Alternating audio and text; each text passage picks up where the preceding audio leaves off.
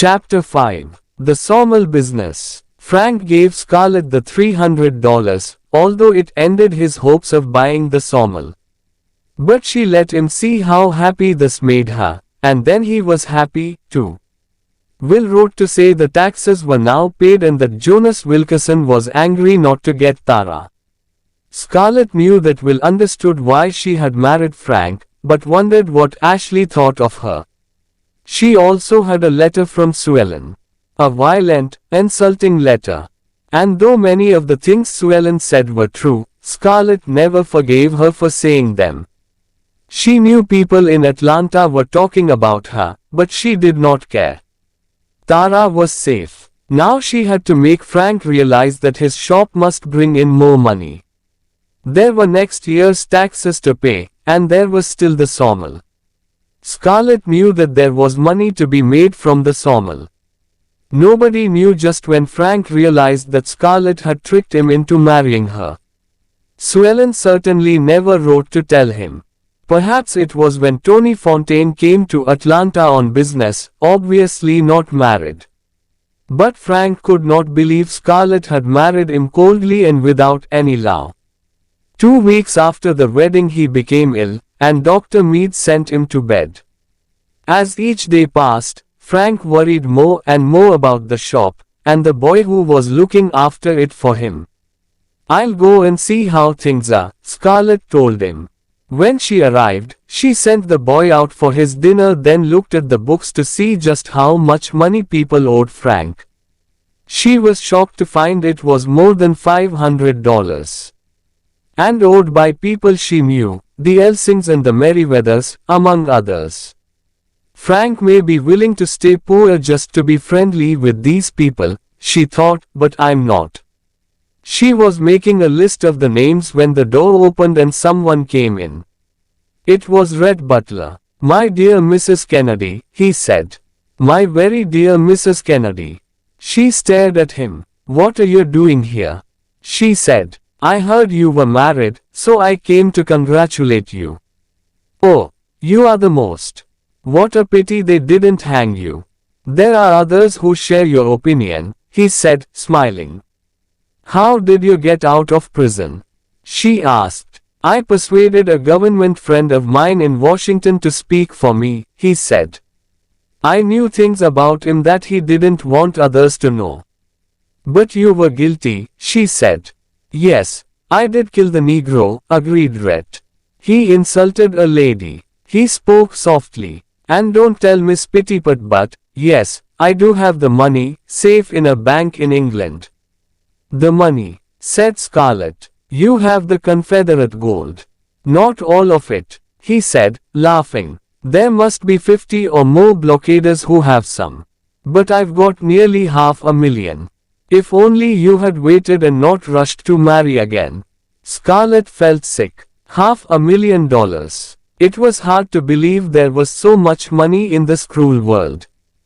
"Tell me," he said, trying not to look too interested, but failing, "did you get the money for the taxes?" And suddenly, she knew that this was why he was here. It was not to laugh at her, but to make sure she had got the money to pay the taxes. Oh, how nice he could be sometimes. Did he really care about her, more than he was willing to say?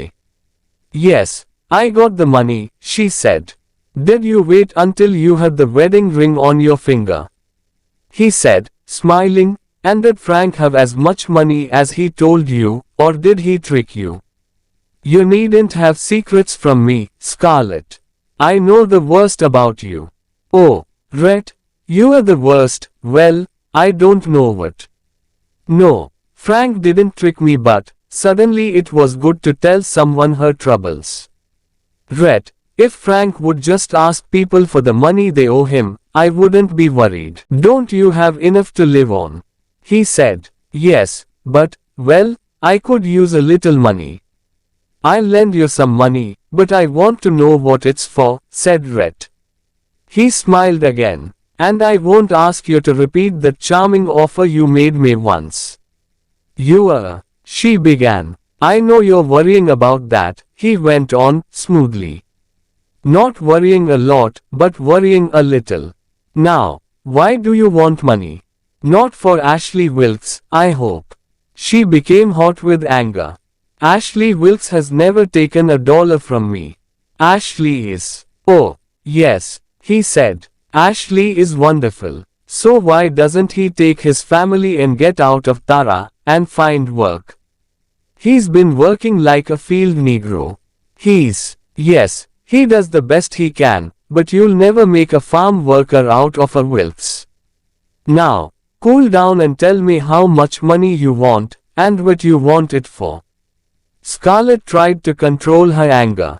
She wanted to throw his offer back in his face, but she told herself to be sensible.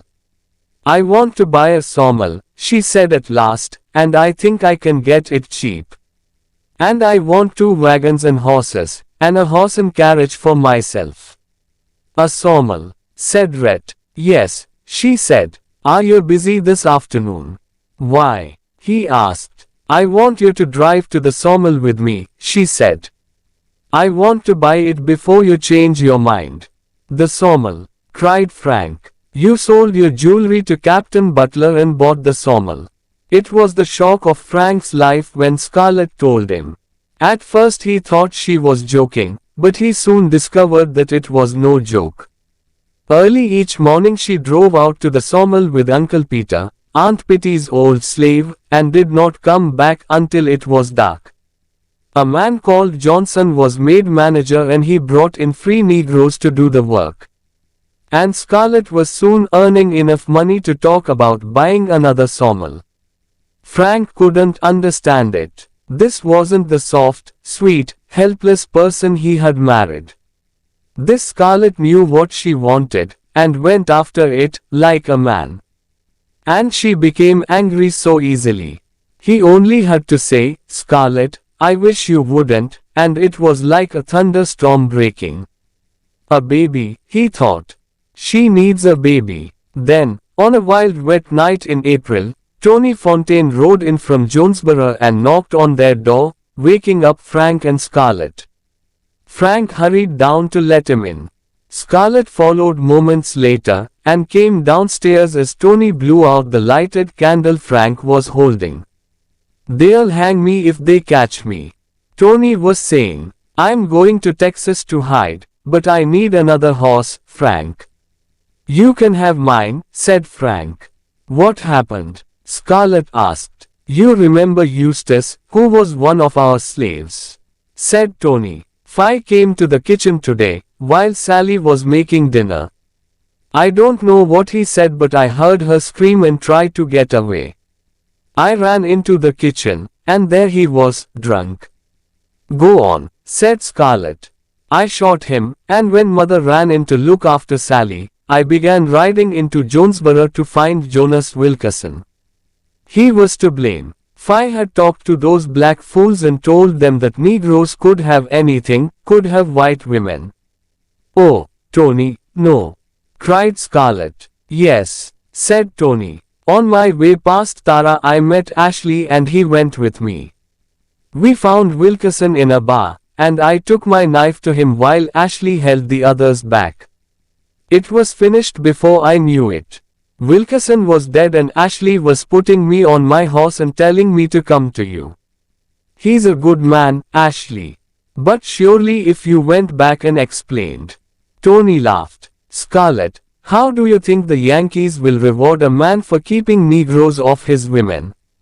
By hanging him, that's how. Now, I must go. Scarlett was afraid. Someone could rape or kill her, and the Yankees would hang anyone who tried to punish the criminal. She didn't want her children to grow up with all this hate and fear. She wanted them to know only warm homes, good clothes and fine food. Only money can buy these things, she thought. Lots of money. That's what I'll have, and I don't care how I get it. Scarlett followed moments later, and came downstairs as Tony blew out the lighted candle Frank was holding. When Tony had gone, Scarlett told her husband a secret she had kept for several weeks. Frank, she said, I'm going to have a baby. The spring months went by, And each day Scarlett went to the sawmill, certain that Johnson the manager was cheating her but unable to catch him. And she went to see builders and people who were planning new homes. She often lied about the quality of her wood, and sold bad wood for the same price as good wood. One man who owned another sawmill openly called her a liar and a cheat, but it hurt his business because people would not believe that someone like Scarlett, a lady, would behave the way this man was saying she did. In the end, the man had to sell his business, and Scarlett bought it cheap. She had to find someone to manage the second sawmill and she gave the job to Hugh Elsing. He was not a good businessman, but he was honest. People were shocked to see Scarlett doing business with Yankees. But Scarlett did not care. When I'm rich, she thought, I'll say what I think of them, but until then I'll smile sweetly and take their money. Then in early June, a message came from Willard Tara. Gerald, Scarlett's father, was dead.